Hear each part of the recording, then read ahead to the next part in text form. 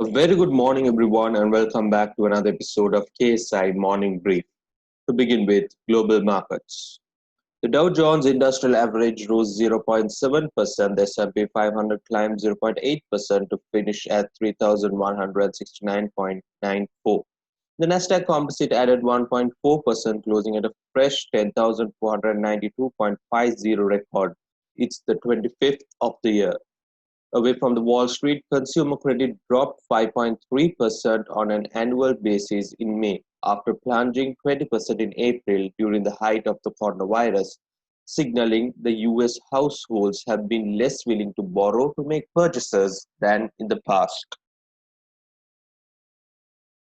European stocks traded lower on Wednesday with a surge in coronavirus cases in the US and other parts of the world, continuing to weigh on investor appetite. Shares of HSBC Holdings helped drag the index lower amid signs of rising US-China tensions. Shares of Nokia tumbled 6% amid a report US telecom company Verizon Communications could replace Nokia with Samsung Electronics as a key equipment supplier. Shares were mixed in Asia on Wednesday as uncertainty over the pandemic sapped the buying enthusiasm and has been driving prices higher. Stocks in mainland China have seen a strong surge so far this week, with the Shanghai Composite soaring nearly 6% on Monday. That came after the state-owned China Securities Journal said investors should look forward to the wealth of the capital markets and prospects for a healthy bull market.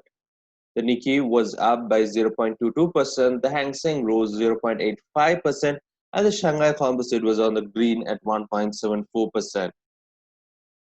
Looking at some updates from global news now, United Airlines is warning nearly half of its frontline workforce that they could be dismissed this fall. It's the world's third largest airline, and they say 36,000 workers, including 15,000 flight attendants, 11,000 customer service and gate agents, 5,550 maintenance employees, and 2,250 pilots will receive layoff notices. Notices were sent to employees because federal law requires employers to notify workers 60 days before a mass layoff. The conflict in Libya has entered a new phase with foreign interference reaching unprecedented levels. Since 2014, Libya has been split with an internationally recognized government controlling Tripoli and the northwest, while Haftar in Benghazi controls the east.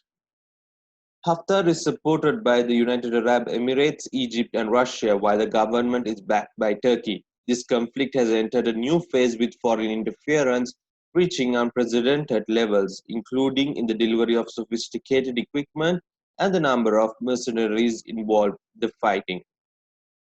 Looking at some COVID-19 updates around the world now, the UAE is mulling over to use sniffer dogs to sniff out COVID-19 positive cases from the crowd after experiments indicate that the canines would be able to quickly detect infected cases.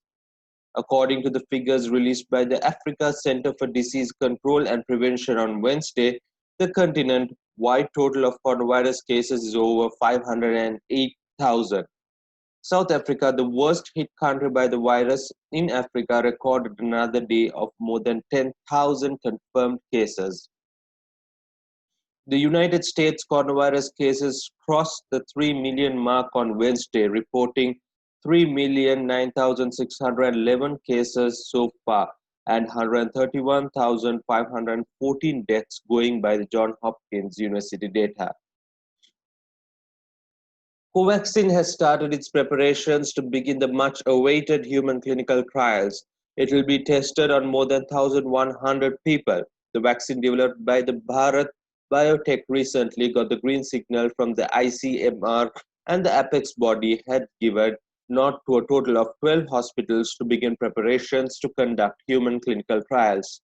Two of them include Hyderabad's Nizam Institute of Medical Sciences and Patna-based All India Institute of Medical Sciences. That's it we have for you on KSI Morning Brief today. Meet you tomorrow at 8:30 a.m. for more updates.